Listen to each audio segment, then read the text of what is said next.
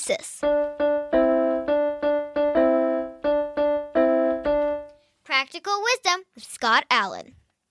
Hello, I am Scott Allen, and thanks to my daughter Kate for developing the intro to the Practical Wisdom for Leaders podcast, where we offer a smart, fast-paced discussion on all things leadership. My guests help us explore timely topics and incorporate practical tips to help you make a difference in how you lead and live. If you haven't done so, please click subscribe so you automatically, seamlessly stay in the know when we publish new episodes. Likewise, please provide me with feedback. What do you like? What do you dislike? And what else would you like to know? And now, today's show. So I just asked Kathy Lundeen if she was ready to start, and she said, "You betcha," which is very Minnesotan, which is where she is right now. I think they actually test us on a randomized basis, like say "you betcha," and then you have to pass or you have to leave. You have to. And another word that continues, because I'm from Minnesota, as you know. Yes. Another word that continues to stay in my repertoire is oofta. Oofta, wow. Which is that equivalent of, I think of I don't know if it's equivalent to oi. It kind of is. I have heard many Minnesotans actually use oofta in a sentence, like in a real exclamatory way, and I would substitute oy vey in those spaces. So yeah, I think they're pretty analogous. And the other one that is so fun is that you can add then, there, or here to the end of any sentence, and so it's. So do you want to go to the store then? Right. Or once. Sometimes you can add once at the end of a sentence as well. Kathy Lundeen, you are a professor. I am. And you are a co-editor in chief of the Journal of Management Education. And I'm really looking forward to this conversation today because, as I understand it, you are passing the baton as editor in chief, correct? Co-editor in chief, I should say. We are, and it's been such a long time. And one of the things that I've been working on lately, sort of working on as an ongoing thing, is what will I be professionally when editor is not part of my role or my title? And it's really an interesting thing to reflect on because it's been so long. Yes. Since I've been doing this kind of work. But we do have new editors. They are wonderful people. Jen Lee at Nazareth College, yep, and Marissa Edwards at the University of Queensland in Australia will be taking over. That's wonderful. Yes. Wonderful.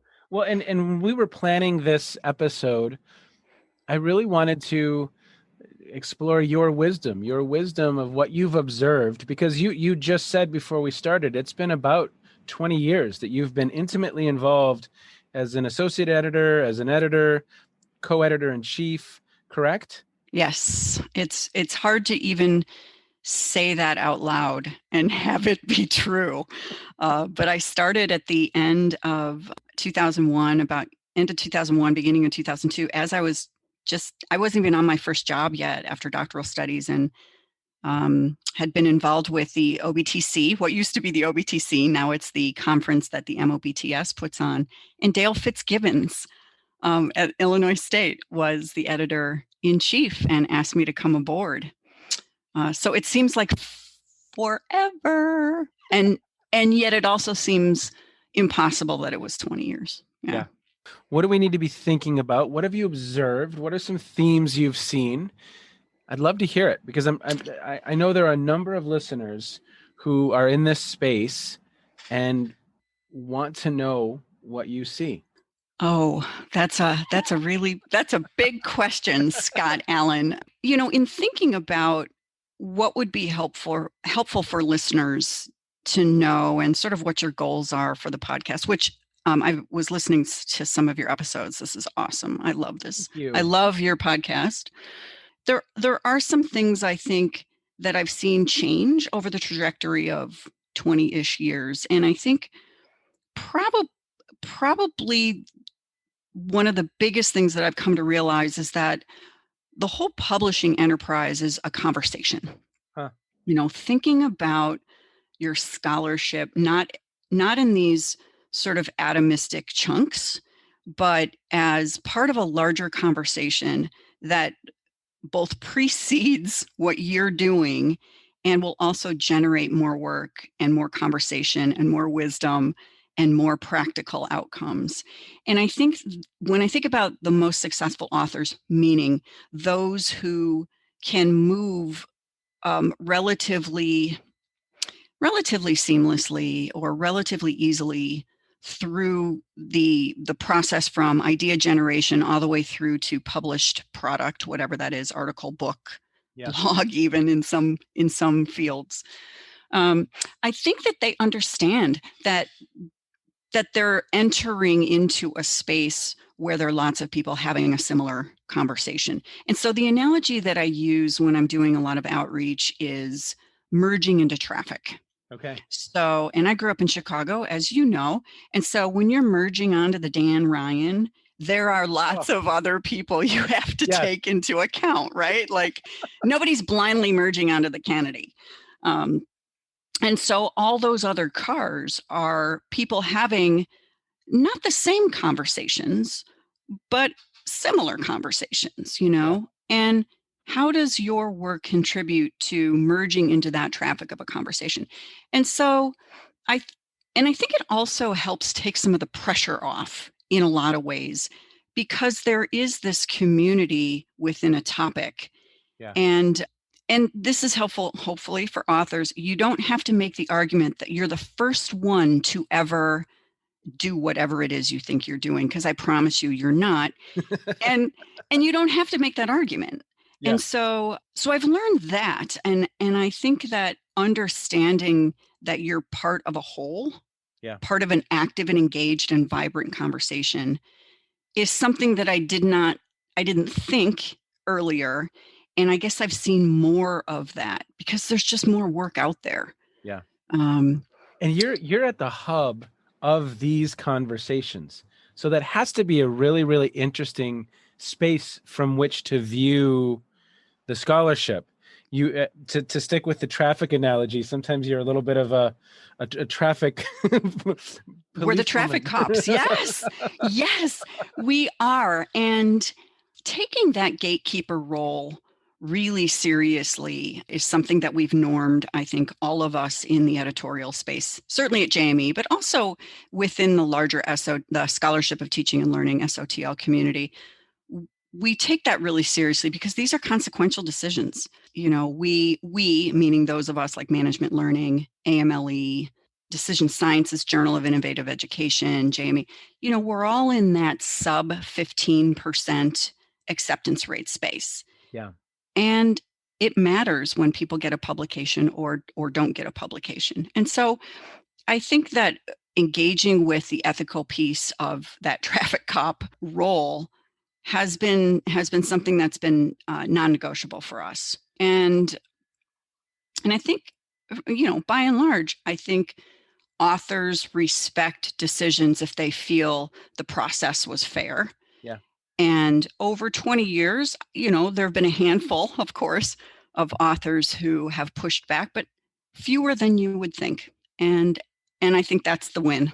Yeah. Yeah. Well, I love this analogy of merging into traffic. And so what would you recommend for authors? I mean, they have to become pretty steeped in. Do they have to become steeped in the conversation within just JME, Journal of Management Education, or do they need to be well versed across the journals about that conversation? How do you think about that? Yeah, that's about the $10 million contribution positioning question. Yeah. And the answer, it's not a clean answer, Scott. I think the pre-work is thinking very strategically about where in that traffic you want to merge. What is your contribution and who's your audience? Yeah. And so when we do outreach sessions, for example, I can spend a whole afternoon on that positioning question. Yeah. If you say, for example, let's talk about assessment. Everybody's favorite topic is assessment. Your contribution is going to look very different. Your manuscript is going to look very different if you're talking to faculty or if you're talking to administrators or you're talking to an accreditor. Yep. And so, or you're talking to students. if you want to have that conversation, we sometimes do that with students. And so figuring out not only what your topic is, but what you actually want to say to a specific audience helps focus that. So to go back to your question about literature, it depends on who you're talking to. And it goes back to something I said earlier, like you don't have to say we're the first ones to do this. Yeah. Because across disciplines, you're not, even maybe in our literature. So when I was working in the management, spirituality, and religion space, and was working as an editor at JMSR, and would get manuscripts that would say, this is the first time anybody's looked at this. That may be the case in org studies. It is certainly not the case in, for example, the helping professions. And I would recommend, like, it almost doesn't even matter what your topic is. Look in the nursing literature.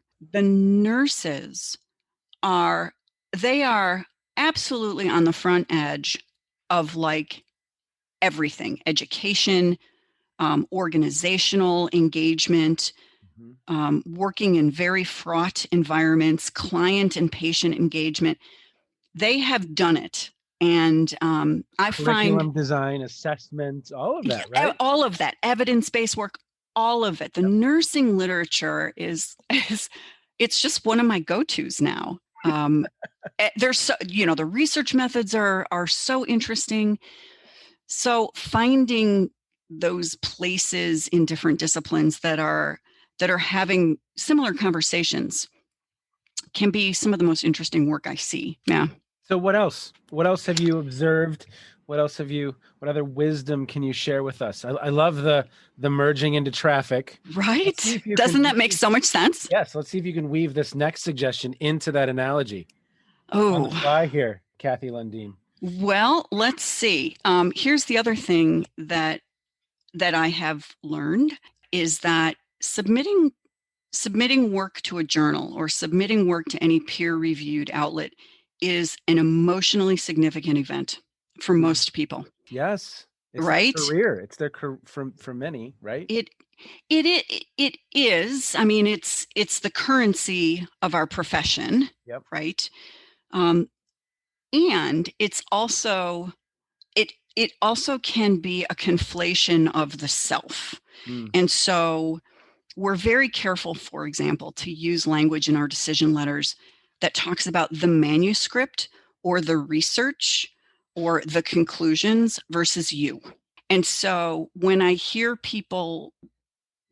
authors say, I got rejected, or, we got rejected after revision 3, when I stop them and say, it wasn't you. It was your manuscript. Yeah. And so helping authors find ways of separating themselves from their work is really important. And I'm totally convinced, I'm absolutely convinced that the difference between people who are very well published and people who are not well published is this ability to separate themselves from their work. And so it's a yes and, we've been very careful about making sure we help authors make that separation with the language we use. Yep. And we also recognize lots of people do make that connection. And how do we help people let it go? We want your best manuscript. At some point you have to let it go. Yeah. And the people who are successful are the ones who can send it out and then can actually see and engage with review comments. I know people who will not send their work out, not because they don't think it's good or their idea is unique. They simply can't, they can't do the reviews. Really? They can't do the critical reviews. And so one of my mentors in graduate school, I actually didn't realize this was such a thing until, it's embarrassing, about 10 years in to the editing kind of gig, because Jerry didn't even sort of give me time to be upset. Yeah. One of my first publications was in JME, very early in my doctoral studies.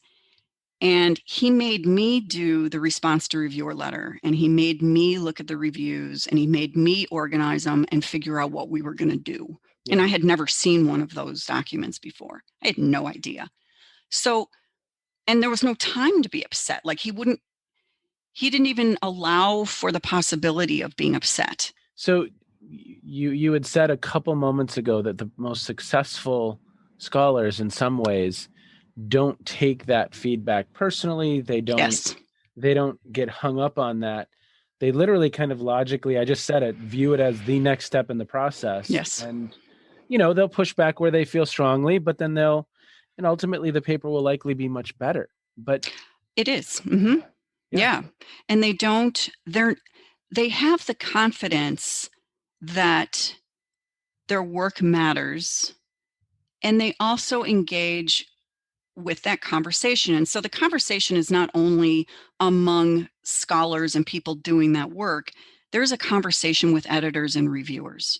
And so when we do outreach, and I've said that, we do a lot of outreach for this very reason. There is a conversation started in sort of the cover letter. And how do you see your work? How does your work contribute? So that's the beginning, the initial conversation with editors. Yeah. And then as you go, as you well know, the response to reviewer letter is the conversation with the reviewers and the editors. And how are you experiencing their feedback? What makes sense to change? What are you not going to change? And help have that conversation. And so it's part of sort of a publishing enterprise that has become more important, I think, as time has gone on. So the thing about having the confidence and being able to see it as just that logical next step, I do think that's just a key difference. I think, and similar, we've talked before, you and I, about teaching evaluations. And I think it's quite similar where perhaps colleagues, I know I do, that can't engage with the feedback that students give them, even if it's functional. They have to anchor on the negative stuff. And I think teachers who develop really, really quite well are the ones that can separate out, that's not a value, that's a personal comment, or positive or negative, that's a personal comment. Here's the stuff I need. Objectively, I once had a student say he has an ego the size of Texas. Now that's a pretty big state, Kathy. That's a big state. And that's for a big someone state who spent a lot of his life with lower than self-esteem, that was kind of shocking. But I had to engage in some conversations with folks about, okay, so what does this feedback mean so that I can understand it? Or what could I be doing that is giving this impression? Because that isn't how I perceive myself. But obviously one person's experiencing me that way. And how do I manage that? How do I manage that impression? And so it's interesting because I had to go on this little self-exploration. It would have been easy for me to say, I know exactly who that was. It was Jimmy, right? Right. And kudos to you for doing that, because I think a comment like that sort of global comment that doesn't give you any actionable kinds of next steps, I think something like that would be easy to dismiss. But you're exactly, like, your point is exactly helping this conversation in that it's what you do with it. There's something going on where a student made a comment like that and you decided to explore that. That's good on you. And then it can become something, I must be doing something to at least one student to give off this impression. How can I engage with that differently? And, again, kudos to you, because I think that would be an easy one to dismiss. Well, it's easy to do with reviewers as well. I've had co-authors say, well, they don't get it. Well, okay, maybe they don't, but did I communicate it well? If I communicated it better, so it's data. It's data. And I think sometimes the data, again, like we discussed, you end up just disagreeing with it. And I think, but be intentional about that, right? What do I need to own in this person not getting it? Because that's an important piece of the puzzle. It absolutely is. And probably one of the key takeaways, that was an excellent segue, thank you, is in creating that response to reviewer letter, you don't have to change everything that the reviewers say, or even the editors say, although that's riskier. But that's part of the conversation. You have to say why. You have to engage with it. You can say in your head, reviewer number one doesn't seem to understand what we're doing. And that may be true. That actually may be true. Yep. How can I reframe this both in the response document that the reviewer is going to read? I appreciate that you see this in the manuscript. What we actually meant to do was this. Yep. And then how do you make that change for clarity in the manuscript? Yep.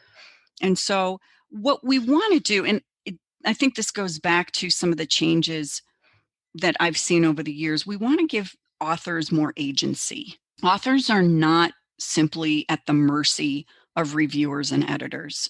There is that conversation. Where I see authors not be successful is when they don't engage and they ignore it.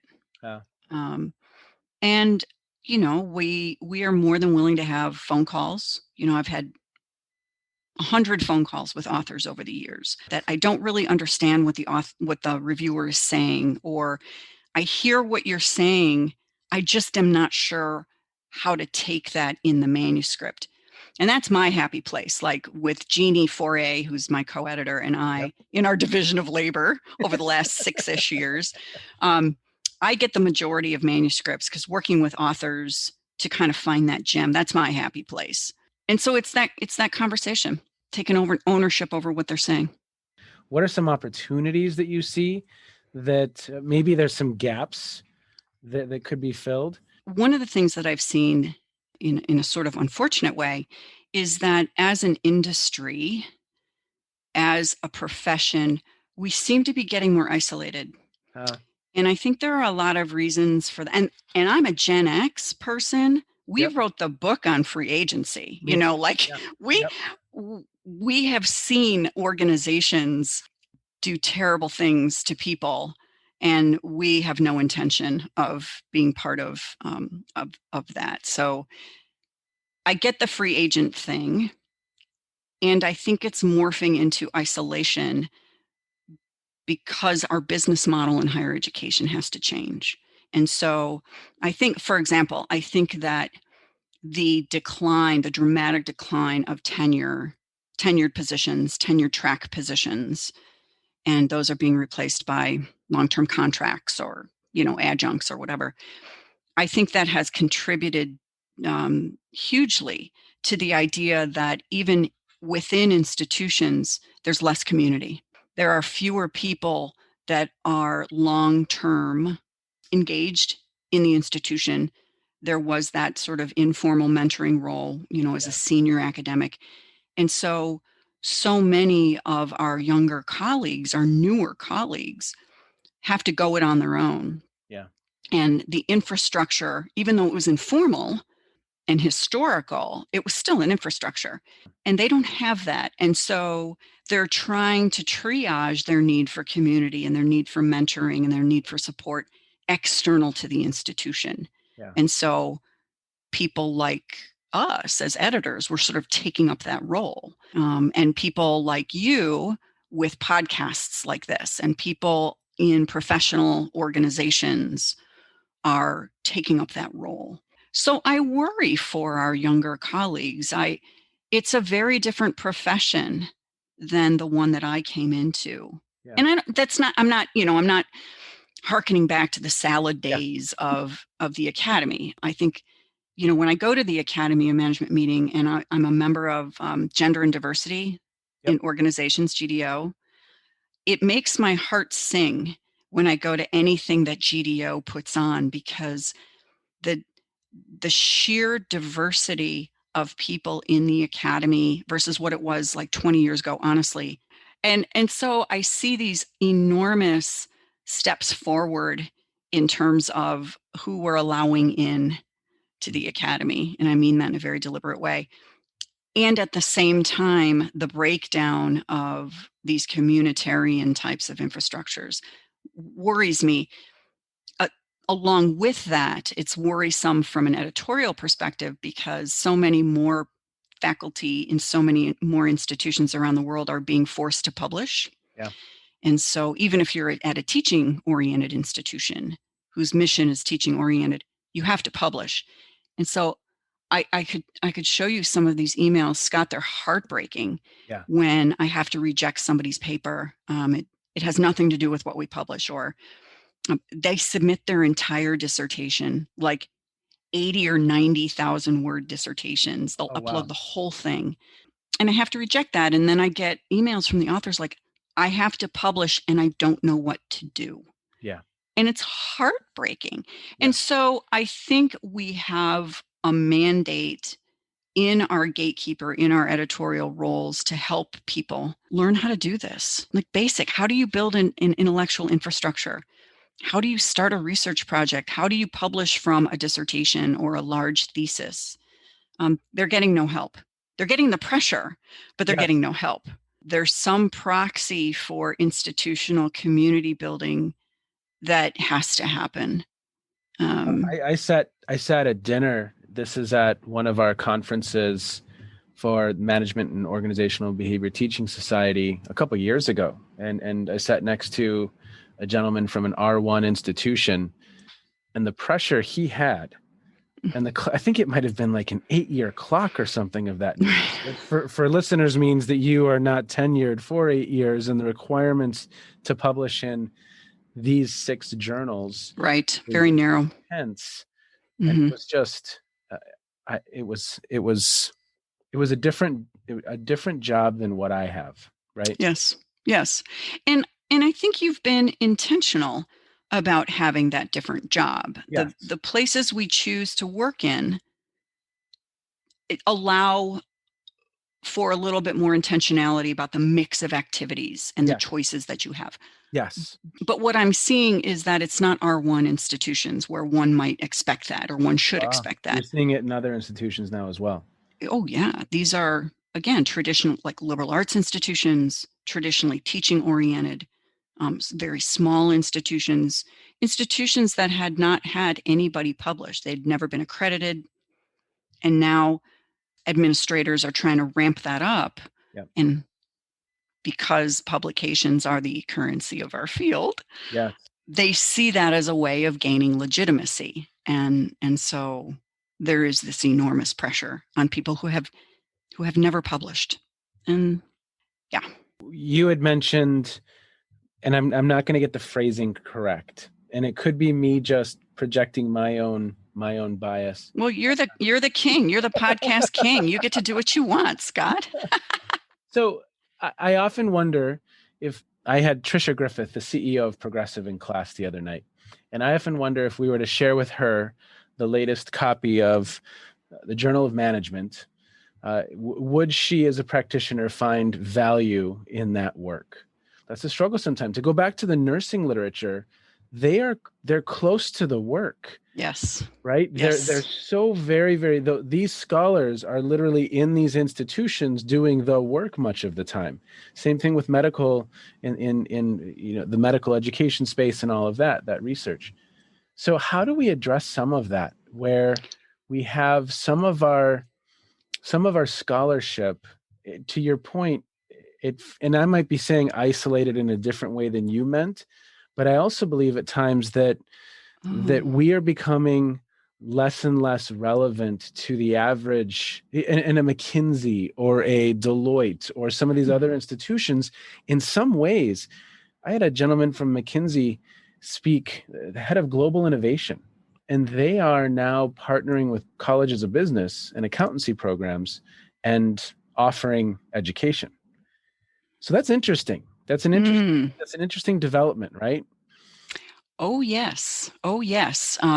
So I heard you say 2 very, very interesting things. Well, you said lots of interesting things, but so many interesting things. So many. And Kathy, my ego, like groundbreaking, incredible things. It's growing outside of Texas. Like your ego is Gulf, yes. You're moving you're moving into Louisiana very quickly, right? I'm gonna go in order. of what you said. The relevance thing, I promise you that in the nursing literature, the social work literature, the medical literature, the presidents of their professional associations are not writing essays lamenting the relevance gap that their scholars are experiencing.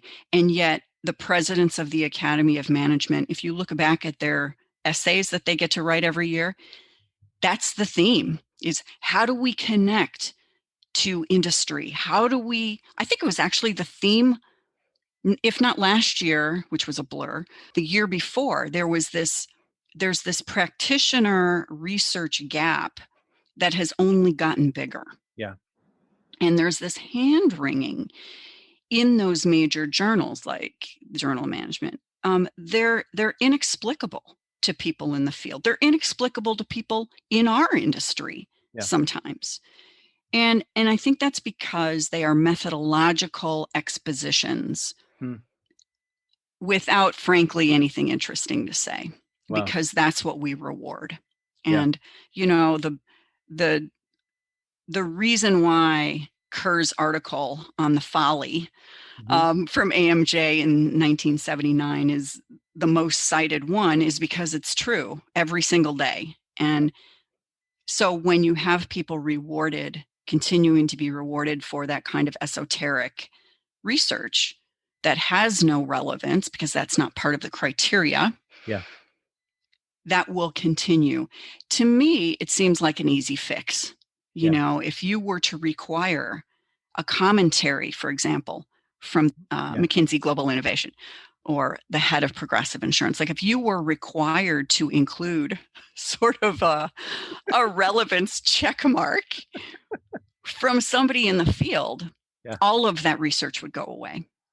Or it would be reconfigured and be very interesting. And so we're not going to solve for that. And I think those of us who experience that work as completely irrelevant to the field, we tend to not do that work. I think it's simply endemic to our reward structure. And until we get serious about that, you know, it always kills me to see when a president of the Academy of Management who's in one of those very R1 machines of publishing laments the fact that the work is not relevant when they have been rewarded for work that is not relevant. They're part of that system. So we're not going to solve for that there, which is why I think finding other literatures is so interesting. But the second thing that you said about what I would call broadly the nature of credentialing, that's a big thing. Like that is huge. Once colleges and universities, like we've been the gatekeepers of this very important credential forever. And people are chipping away at that, as you well noted, you know.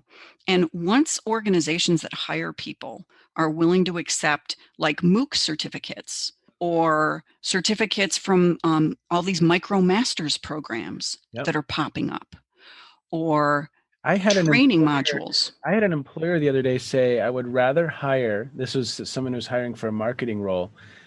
They said, I want them credentialed. And basically they were naming, you know, Facebook, Google, I want them in Microsoft, I want them credentialed in these things. I'm not getting that from universities, but that was just an interesting observation that they said that, right? Well, that is legitimacy in what he, in this instance, needed in the moment versus a 4-year degree. So I think, so you see some of these things, you know, we want these micro credentials that are very inexpensive. They're test driven. Once organizations decide, you can aggregate those, and that's the proxy for your degree. Like we're done. And I think we're moving closer to that more quickly than a lot of people would want to know. But I also think organizations are part of their own problem in that if you look at the outcomes or the student skills or competencies, I guess is a better word, from places like the National Association of Colleges and Employers. So NACE is that, right? So every year they send out this report. Here are the top 10 things that employers want. And it's It's things that we do in college. It's critical thinking, it's communication, right? It's those soft skills. And yet we also get feedback just like the stuff that you got. They need to know how to use databases. They need to know how to leverage these social media. They need Excel. My God, if I had $1 for every time an employer said, your students don't know Excel well enough to hit the ground running. Yeah. Those are community college things. Those are things that you can do on Who Knew It or Coursera and get a certificate. And so they're a little conflicted themselves in the messages they give, and ultimately they want everything. Yeah. And so that's not what we do. And I think it's a ruinous decision for colleges and universities to want to do everything. And I see a little bit of that now, and strategically that's unsustainable, and it will be a disaster. Yeah. And so I would love to see, to your other comment, how can we partner? How can we take the things that are not training, they're actually education? Yeah. And let's keep that bright line between those two. How can we partner with some institution or organization or credentialing body like SHRM? They have their own credential. How can we build a relationship with SHRM for our HR majors so that they come out dually credentialed? I see some places kind of doing that, but mostly on a graduate level. Yeah, so when we lose control over that key credential of the 4-year degree, yeah, we're kind of done. And so I think the irony is, and you had asked before, as we were preparing for this, what are cool topics? What's new? What's excellent? I would love to see work on that. Creativity. Okay. How are you responding to these very separate, but ultimately mutually reinforcing types of learning outcomes that our students need? Yeah. What's cool? I mean, what's cool out there? How are you doing the credential thing? Yeah. How are you building capacity for your graduates? We just published a paper from a couple of authors from the University of Saskatchewan, and they have done this sort of a stealth approach. They have their MBA program, but then they also have this not required but student-driven skills opportunity. And it's very focused. Excel, how do you run a meeting, right? And they run these, and it's student topic driven, and they have executives and people in the field coming in. They are as well attended, if not more attended, than their regular curricular classes. And so they didn't wait for the institution. And it's ultimately kind of almost all volunteer. And we can't have that be volunteer. It has to be embedded. But it's a great article about them just taking the bull by the horns and saying, this is what our graduates need. This is what our employers need. And so creativity like that, we have to do it. And we're in a pandemic under enormous financial stress. And that's not the greatest time for innovation in a lot of ways, because people are tired. Yeah. What other gaps do you see, or what other opportunities do you see as spaces that are kind of ripe for people to explore? So I would say, in thinking about this, I would love to see some work about data, and not like how to analyze data, what are ways to teach big data or whatever, but how are universities and colleges using data about students in programmatic way, like to determine programmatic decisions? Interesting. How do we know, for example, about whether we should build this particular program, reduce this particular program, at what level should it be? We have those data. We have all of those data. So I would love to see how, either conceptually or in action, how are we harnessing this flood of data we have to make decisions within the institution? Yeah. I've seen very little work on that. Okay. Data-driven decisions like that. The other thing that I would love to see is the limits of relationality, and that's a kind of an umbrella thing. Like institutions like yours and mine, yeah, we're selling an experience. We're selling a relationship with students, Yeah. right? I mean, certainly that's part of your marketing. That's part of your branding. That's why we have liberal arts institutions. The Jesuit model is all about that as a grad of a Jesuit school. So where does that end? I have seen some really interesting stuff from schools that assign, it's sort of like a grown-up buddy, like prior, in the summer before kids even get there. Okay. This is a 4-year plus relationship. They stay with this student, they mentor this student, they advise this student, they help them with mental health, they help them access resources. This is an intense, almost a parenting, like one degree of separation from a parent. And it appears to be very long term. And they're harnessing staff and they're harnessing faculty. Really? To engage in these relationships? Yes. Yeah. Wow. Where does that end? Well, because close parenting, this whole helicopter parent thing, they just want to move their son or daughter from the home into campus and have a point person. Yeah. It's not healthy. I'm not saying it's healthy. I think it's actually terrible for students, and there's research on that. But where does that end? Where does that forced and long-term and very intensive relationality end? Or what are the limits of that? Because I can't see that going well. And then anything on a DEI, anything about diversity and how things are changing with the fact of diversity, and not just ethnic diversity, life experience, first gen, veteran status. I haven't seen anything in a long time about how we're engaging our veterans. And there are a lot of them. Lower socioeconomic status, English language learners, so domestic students who grow up in houses where English is not the first language, so they're toggling these identities and these value sets and these traditions. We have such an enormously diverse student life experience out there, and I'm always interested in seeing how we're thinking and engaging them differently. To your point, whether it's the academy that's becoming more diverse or whether it's our student bodies, I think you're exactly right. Have we even touched the surface of that whole work? We haven't, have we? I think some parts are better covered than others. I think we've made inroads on Black students and some of the ways that being a Black person in the academy or as a student is different. I haven't seen really a lot, again, about veterans. I haven't seen as much as I would like about LGBTQ. I haven't seen as much as I would like about first gen. First generation is such, that is a completely discontinuous life experience. There's nothing about their life experience that's a smooth transition.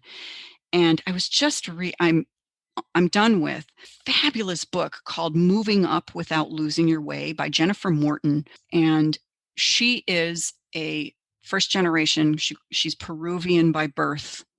And she talks about the ethical costs of upward mobility by getting a college degree. And by ethical cost, she means when we see first gen kids, we assume it's all like everybody at home's rooting for them. And like in the movie. Yeah, we've made it. When in fact, the costs in terms of community, in terms of family, in terms of prior value sets, all of those are degraded. And they have to live and work and study in this very liminal space. It's an absolutely amazing book. And it just came out. I think the copyright is 2019. And I would love to see more work about that experience and how we can engage that experience and be more alert to that. I'll put that in the show notes for sure. And let's transition there. So what else have you been reading or watching? I always love catching up with you about great blogs or film or what you're streaming or listening to. What's on your radar right now? Well, Jeannie and I continue to add to our podcast series, Rockin' the Publication, which is on the JME website. And it's in the service, Scott, of what we were just talking about. It's really pretty generic, real focused snippets how can we help authors? How can we support authors in things that they have to do for any I love it. publishing? I love it. And digitizing that knowledge is just so wonderful. It's such a gift. It just is. It's really fun to do. It's a lot like this. Yeah. We get together and record it, and they're usually about 25 minutes. And they're very focused. Like, here's what we can do. And I love it. we've been surprised. They've been downloaded a lot. Like, they've been downloaded and listened to a lot. And so there is this need out there, which is huge. And you turned me on to the Wait But Why blog, which I enjoy reading. I think they're so creative, and I love the graphics, and I love the topics they tackle are, they're very engaging. They're very engaging. So I read that too. I read the conversation. So I read posts on the conversation. It's, to your other point, it's translating academic research into a conversation. They're short and they have to be easily understood. Yeah. And so it's academics translating their work for a wider audience. Great. I love that. So I love the conversation. Let's see, what else am I? I'm writing a lot. I'm about 2/3 of the way through a book about engaged course design and assessment. Nice. With Charles Fornaciari, my frequent collaborator, and then Nancy Nemi, who is who picked the worst time in the world to become a provost last year in the University of Maryland system. And so, bless her heart, she's continuing to provost. It's the worst job on campus, I think, right now. I was awarded. So, as I prepare for my post-JME life, who am I if not an editor? To help make that transition, I made a proposal to the Fulbright Commission to do outreach in places without that tradition as a Fulbright specialist, and was approved in April. About a week later, they stopped all programs. And so there's a 3-year term for that once we start sending people overseas again. So I have the Fulbright thing coming up, and keeps me busy.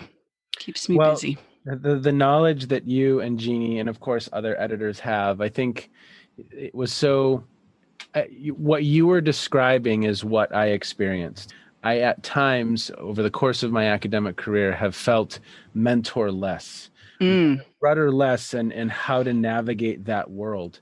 And, obviously building relationships and attending conferences, it's kind of an identity shift, and it's a process, but it's real. So the two of you digitizing your content, whether that's through the podcast or helping others understand the space, it's invaluable. Yeah. It just really is, because I mean, you're right. It's people's identities, and sometimes they can't separate it, and they feel like they've been rejected, and not the manuscript. But it's a complex space to navigate at times, and I just have great respect. Oh, well, thank you. And thankful for the mentorship that you've provided me, right? Well, you are no stranger. That's happened. You are no stranger to that publication process. And, again, when I get a great idea like you had with your article that you ultimately got published, we started having that conversation at the conference. Yeah. And able to see that through to publication. And what makes that work is it's a great topic, and you as an author can hear and integrate other ideas while staying focused on what you want to contribute. And you had a very focused contribution, and that's when it works well. Yeah. And that's when it works well. I will forever be thankful, because after that session, I think it was you that said this would be an interesting publication, and that's what sparked for me. And so I'm forever thankful for that. I really am. Makes it easy. It's again, my happy place. I could talk to authors all day long about their work. It's a privilege to see that spark and help people get through it. Yeah. Well, Kathy, thank you for all that you do. And I've really enjoyed our conversation today. I know our listeners will have loved it as well. I'll put all the resources that you mentioned into the show notes so people can check those out.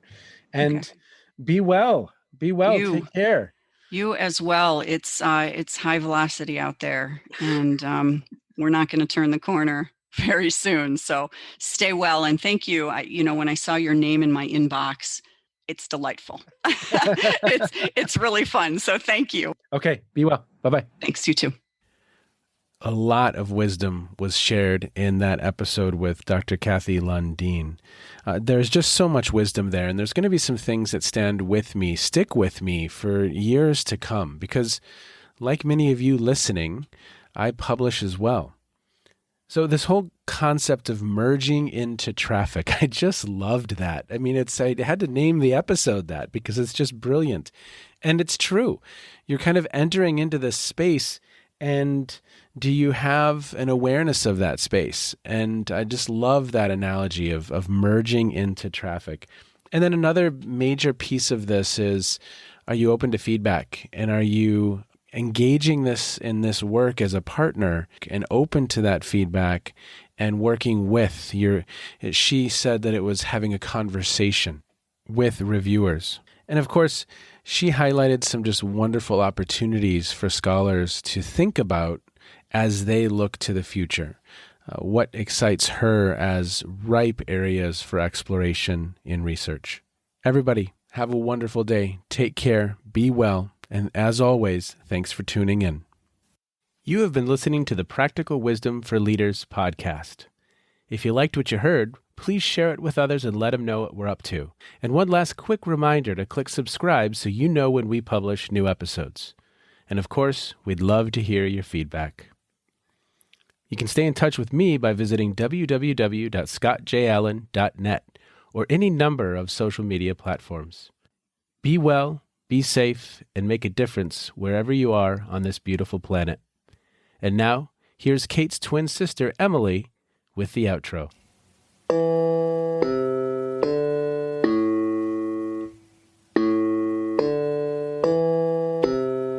You've been listening to Phronesis, Practical Wisdom with Scott Allen.